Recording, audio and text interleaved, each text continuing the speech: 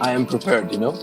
So I'm gonna ask you some question about the Turkish culture, Turkish language. Okay. I'm not good at this, So, by the way. I'm not good at Turkish culture and Turkish language.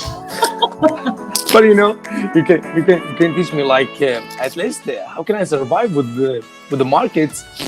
Oh, okay, I guess. Look what I've got. Postal. Is that Turkish lira?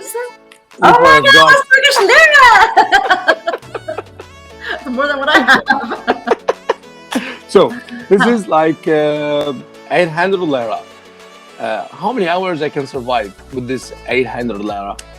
Lira. I don't know. What are you planning on doing? You can go have a nice breakfast. You can go. Okay.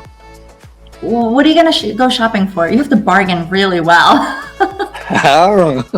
You know, in my opinion, this 800 lira with my wife can survive for 15 minutes in El Kiki. I'll see you, Kiki. I was just there like last week.